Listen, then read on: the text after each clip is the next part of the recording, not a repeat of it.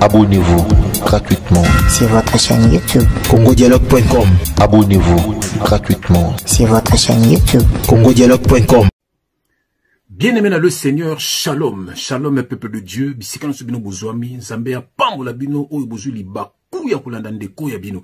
Bien-aimé dans le Seigneur, sali-moi pasi, vraiment, nzamba pambola bandeko nyoso batindelingai ba vidéo ya charlatan, oyo, sali ba vidéo moko tenir ba propos moko ya lokuta à mon égard, et puis ba propos moko ya lokuta na parole de Dieu, na parole, il y a notre Seigneur et Sauveur Jésus-Christ, kosi ba makambo bien aimé dans le Seigneur yango to zui ba vidéo na ye oya lobaki to kati yango biteni na biteni et puis to bana ko tiango na tie na répondre to tie na répondre parce que ça na batu oyo bien aimé ba charlatan bato ba ipona ko bungisa bana nzambe nzela bato bazokisa komba Jésus Christ soni baza azata mona nzambe te nzambe ayebi ete un imposteur, voilà, donc un perdu, donc mission na ye ya kokosa bana nzambe, et puis à kosa bana nzambe pe o ya lokuta, parce que bato ye so kufela bakolanda ete. Voilà, même nga na zoka jamais ata 2 minutes natalaye,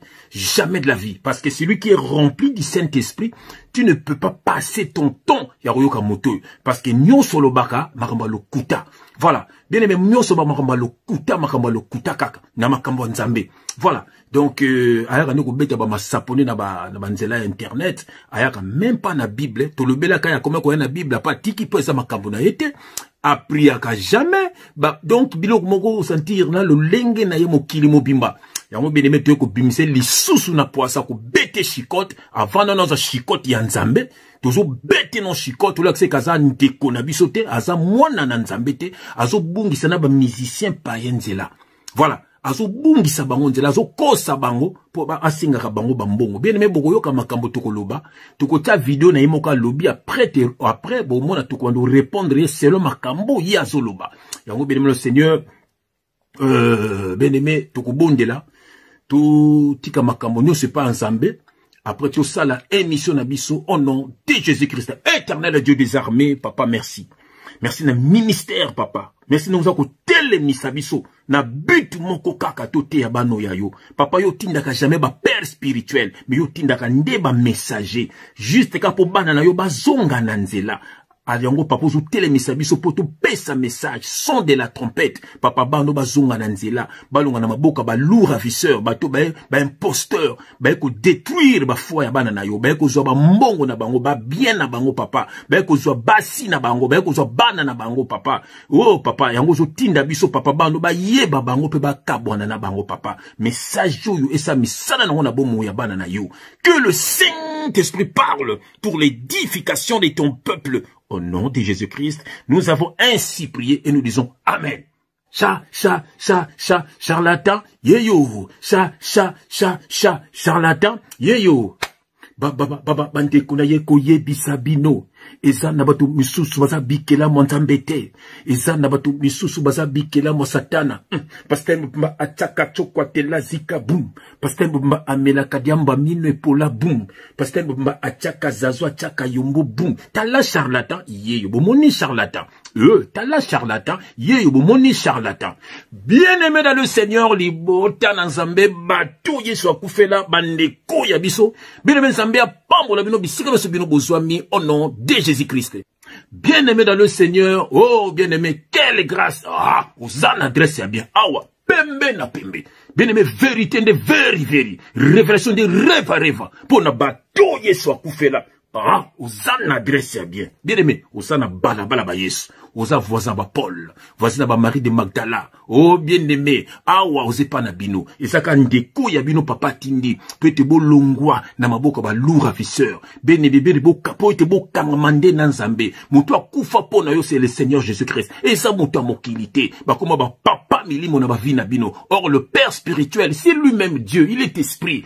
Bato ba benga katibi o père spirituel, ce que bosangi père spirituel. Bien-aimé dans le Seigneur, quelle ignorance. Bien-aimé on te ko bimsa tato na poisa, lokuta na ye aza convertité, c'est un païen tout fait, bozomona na ba photo na ye, bozomona ne lateli na ye, c'est un païen tout fait, et ça na bato bazo kosa ba na nzambe, on te ko beta ye chikote.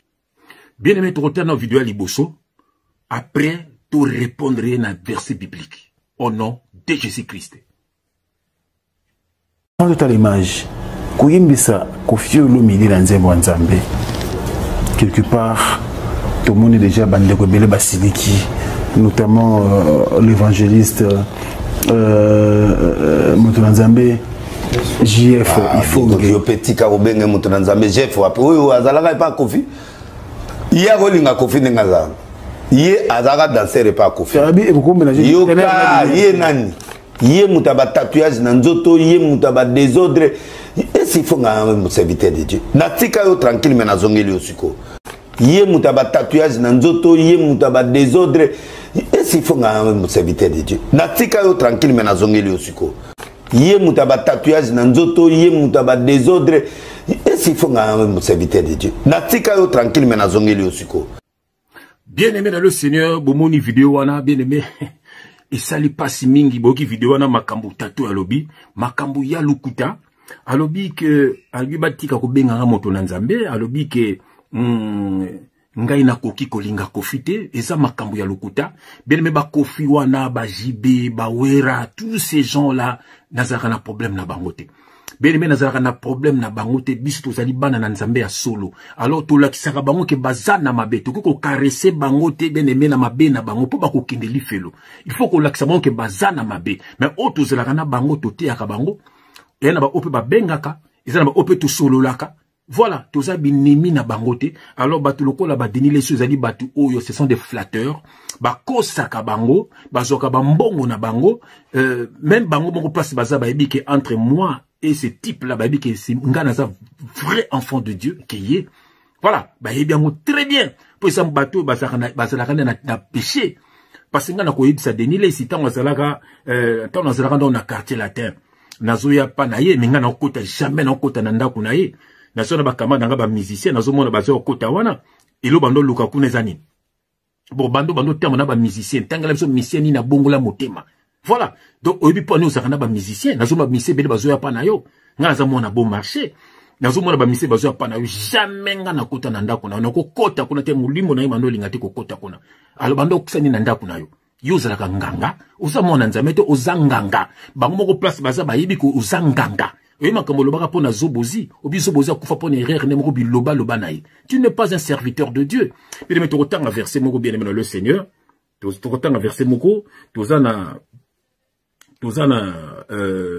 na Jean chapitre 9 verset 31. Jean, bien aimé toke na Jean chapitre 9 verset 31. Alobi que nganaza contre l'isma satana na blaise ma satana pour baké koyimba na kofi. Nganaza contre kofi te, nazande contre bino pour bozo kosa kofi. Voilà, parce que pour mutu ayembela nzambe, pour mutu abondela, mutu na fa bongo la motema. Voilà, tokotanga yango. Bien aimé naza na Jean chapitre 9 verset 31. Dans Jean chapitre 9, verset 31. Voilà. Jean chapitre 9, na verset 31. Voilà. Dans verset 31. Je lis au nom de notre Seigneur Jésus-Christ. Voilà. Nous savons que Dieu n'exauce point les pécheurs. Je répète. Nous savons que Dieu n'exauce point les pécheurs. Mais si quelqu'un l'honore et fait sa volonté, il exauce. Voilà la vérité. Nayoki alobi ke kofi mutakendeki ko luka bango baba blaise ma satana na blaise ma satana pour kofi azaki na besoin mbela nzambe nayoki alobi yango alors tango kofi ayaki soki bango bazaki ba serviteur de Dieu à solo bango ba bani ndeko bongo la motema bien aimé pona ko ya pa nzambe nzambe zo ba venez tel que vous êtes bien aimé alobi venez à moi vous tous qui êtes fatigués et chargés je vous donnerai du repos ce qui nga kofi ayipa nanga liba ngai mbela nzambe bani vi bongo la motema vi abandonner le mal vi tika mabe oyo ko memo na lifelo soko kufi na kati ya mabe memo na lifelo vi tika makambo oyo salela nzambe alors soki aza ya nzambe solo akotika un jour voilà mais eza te ke na mabe na ye na ya tembela nzambe nzambe akoyoka ye te à moins que parole de Dieu eza lokuta Bible dit Dieu n'exauce point les pécheurs Dieu n'exauce point les pécheurs yoka sur makambo Bible lobi awa yoka toke na Matthieu voilà Matthieu chapitre toke na Matthieu chapitre 7 verset 21 yoka Matthieu chapitre 7 Matthieu chapitre 7, verset 21. Na kota kofi na erreur te, na kota jibe na erreur te, na kota wera na erreur te, na koyebisa bango vérité. Po nzamba yoka yo, ndeko bongo la motema. Tika ko sala volonté à mokili, sala ne volonté na ye. Ba komi yango, yoka naza na Matthieu chapitre 7, na kena ngo na verset 21. Ezali wapi? Na kena ngo na verset 21.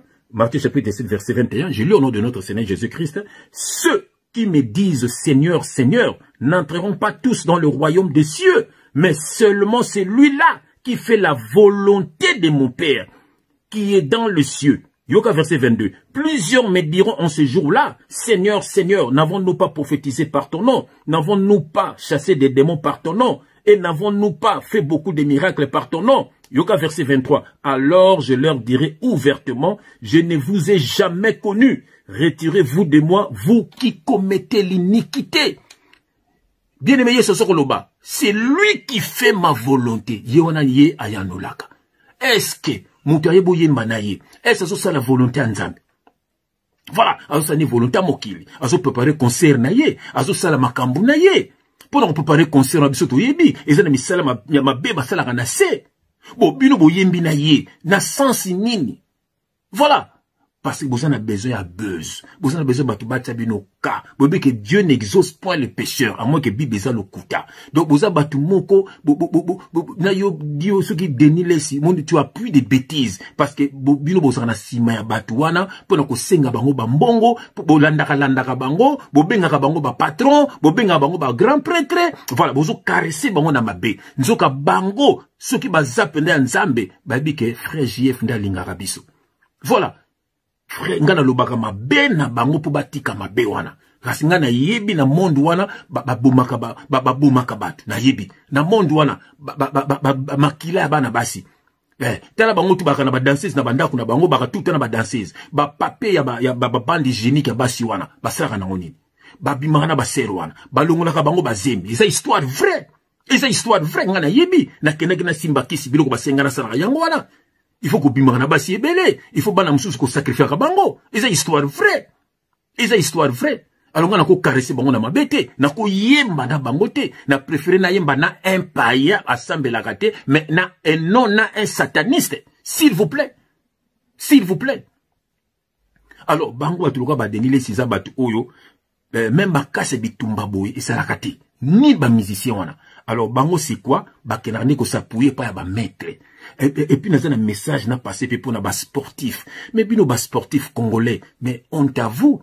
Parce que bino bobunde la ramotu. Pour na 100 €, pour na 10 €. Tam so popo melaki bière. Na tela reportage ya kanote mbola. Nenga zoba nenga souffra. Na mabuka ba mission msusu. Ba pesa te l'autre côté. Mais tela musala sale la bango. Mais yo, c'est David Douillet. Un français champion. Ako bunde la motu pour na 100 €. Eza musala ko sivre motu. Eza mbongo. Ba msu eza vena métier na ye. Garde du corps, ils ont métier na ye batangi lango basel lango ma formation. Alors ba congolais bosaka na ba bar au maître bitumana bino ka entre bino entre ba population pauvre bana bato a Congo ko beta na ba bar vraiment yo sportif. Ozo bunde la musicien, ozo bunde la pasteur. Alors peso combien? Respecte-toi. Hein? Na français balobaka un homme entraîné en vaut deux. Respecte-toi. Vraiment c'est triste. Ngana linga ba sportif pour na sportif. Sportif. Alors, il faut pas payer bino respect. Ba leader, on va mission qui on va lire bango bambon. Bien aimé, c'est triste. Donc, voilà. Naza contre ba profiter. Naza de contre bino bozo kosa bango. Bien aimé, toke na message à mi balé, na vidéo à mi balé. Total la vidéo à mi balé, bien aimé, alobi ke ngai na finga kabatu. Total lango, après tozonga au nom de Jésus-Christ. J'ai fait fongue spécialité na ye ma finga. J'ai fait fongue spécialité na ye ma finga. Bien aimé bomoni, albinga na finga kabatu. Bien aimé dans le Seigneur, na ebité so nga la finga ga mo toujours nini. Bien aimé, ya na rotanga verset moko. Bien aimé, nazana Éphésiens. J'aime quand je mets mes lunettes. Alléluia. Quelle grâce. Na Éphésiens. Voilà. Éphésiens chapitre 6. Éphésiens chapitre 5, plutôt on a verset 9. Éphésiens chapitre 5, verset 9. Isawapi. Voilà. Voilà. Éphésiens chapitre 5. Bien, il y a l'autre répondre, bien aimé. Éphésiens chapitre 5, verset 9. Voilà. Je lis au nom de notre Seigneur Jésus-Christ, bien-aimé, car le fruit de la lumière consiste en toutes sortes de bonté, de justice et de vérité.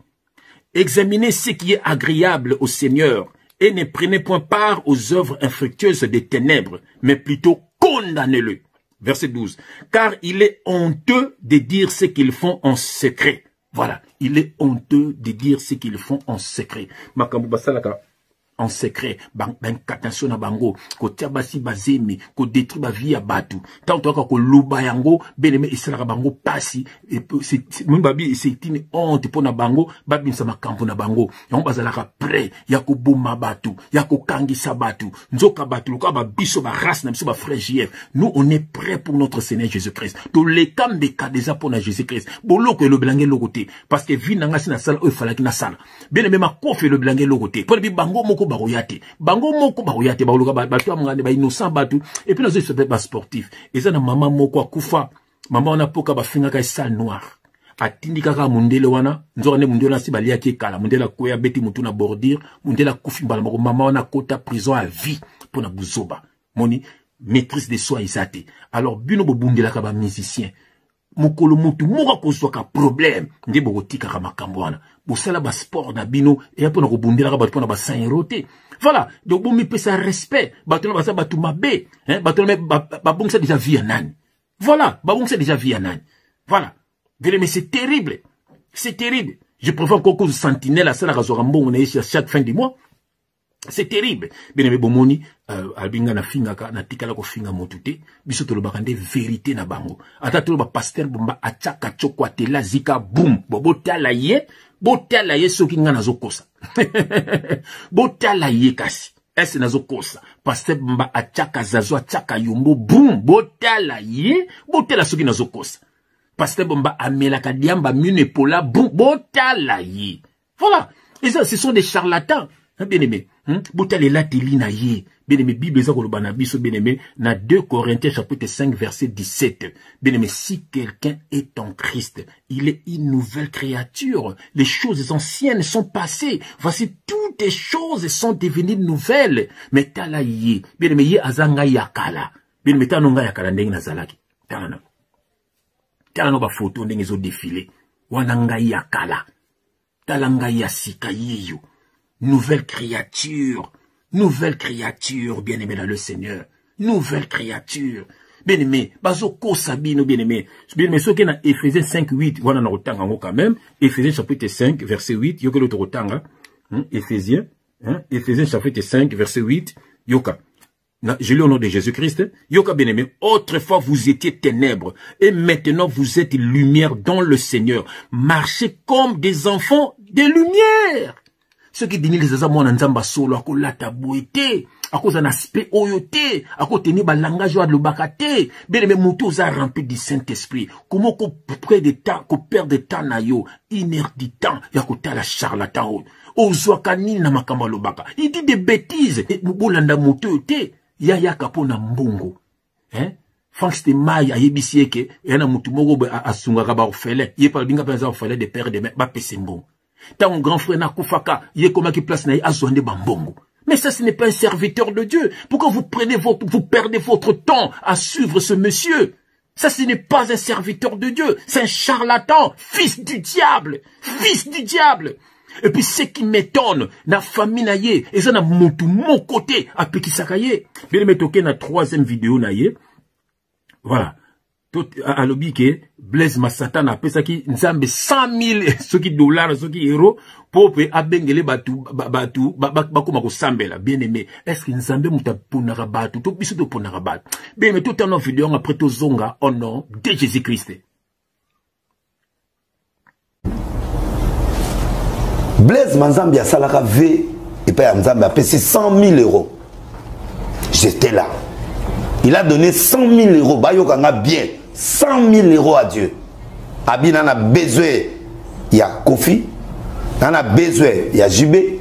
Il a besoin. Il y a Fali. Il a besoin. Il y a Redi Amissi. Il a besoin. Il y a Papa. Bon. Nous avons protégé Bango avant Bakoufa. Bayo bien. Voilà, bien aimé, bon, vidéo, wana. Oh, Sony. Oh, bien aimé, na verset moko. Sony, bien aimé. Na verset moko, bien aimé, na le Seigneur.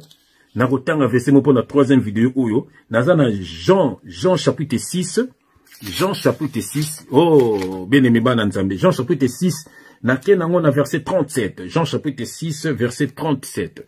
Jean chapitre 6, voilà. Jean chapitre 6, verset 37. Je lis au nom de Jésus-Christ, bien aimé Yoka.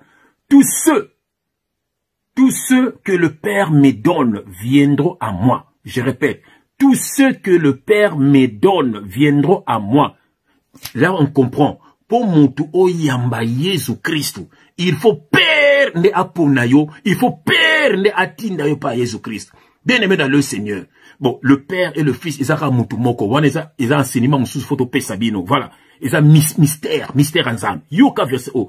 Tous ceux que le Père me donne viendront à moi. Et je ne mettrai pas dehors celui qui vient à moi.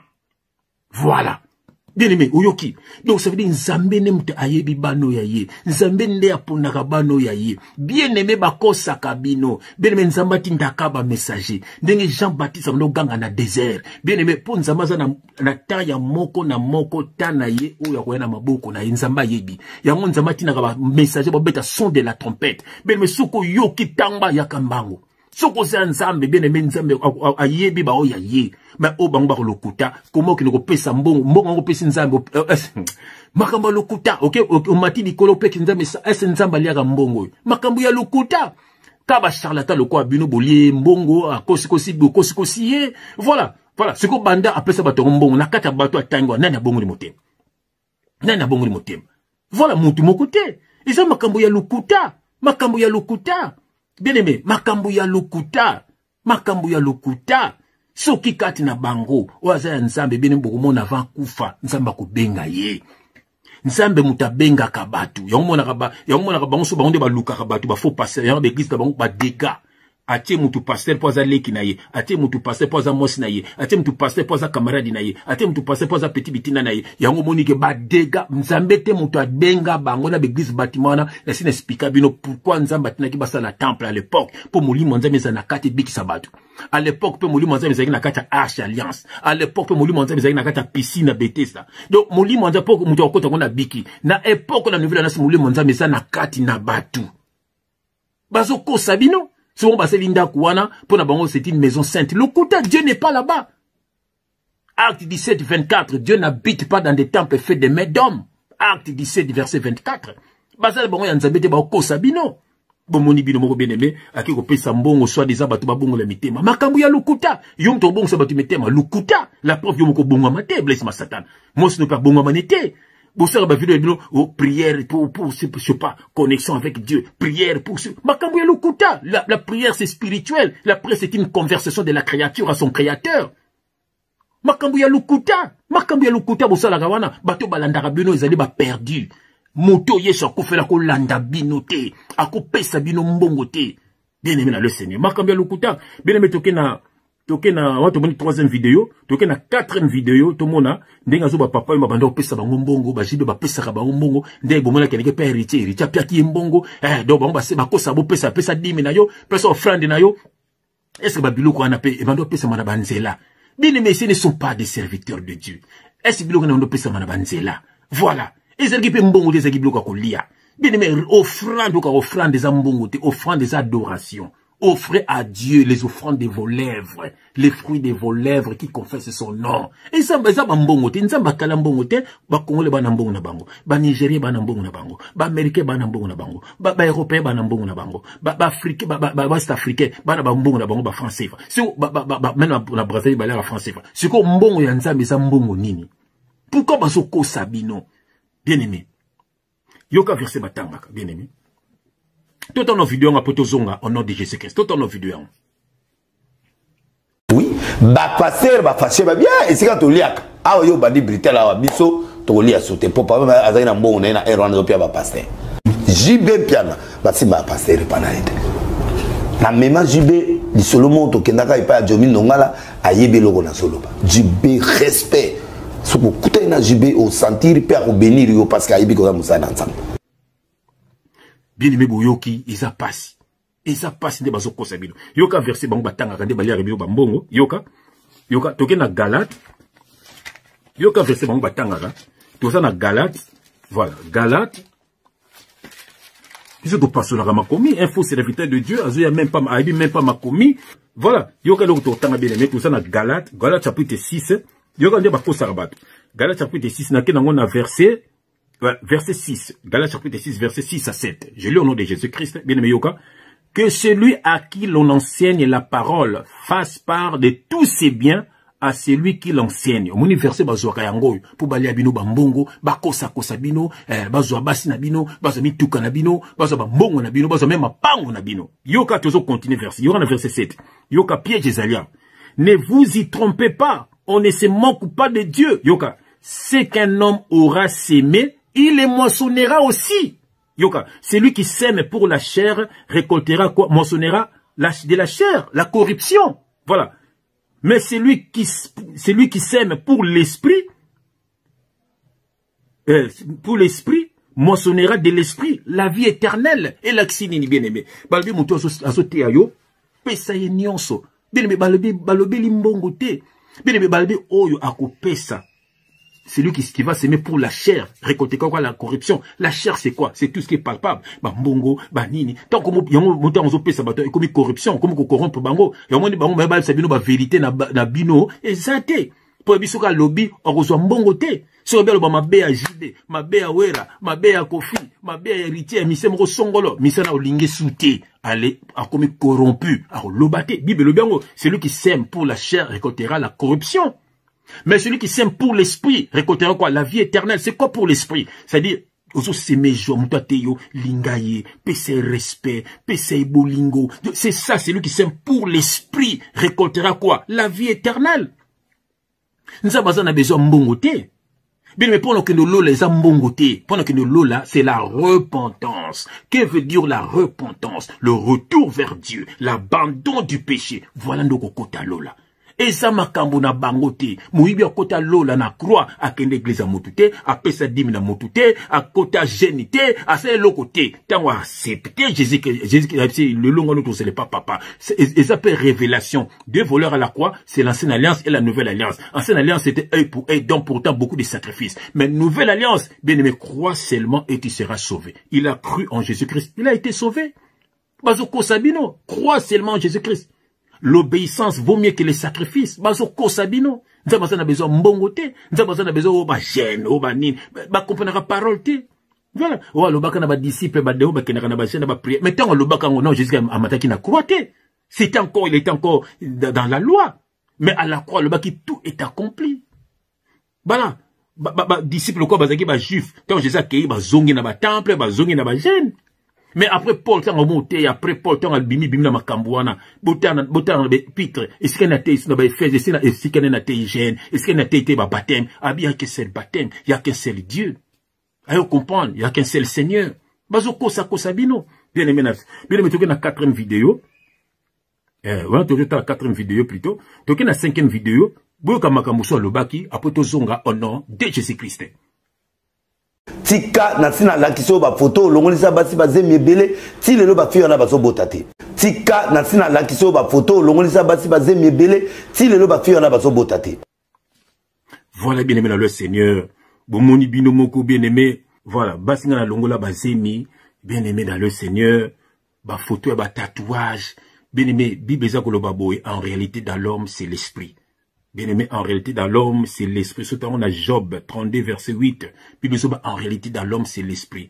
Quand on a bongola qui motema, bien aimé dans le Seigneur, n'a pas qui longola ba tatouage. Quand ça ba tatouage, kaka na mabo kwa. Bango yoka bango, ça na ba tatouage, nzoto mobimba. Moko pa lo baka bongo lo tika biso. Aya ko finga nga jef ona na bimi na fi moko be fi nga lo bana ngai, abima na jef fa na ba tatouage, nzoto mobimba. Lukuta, le tika biso.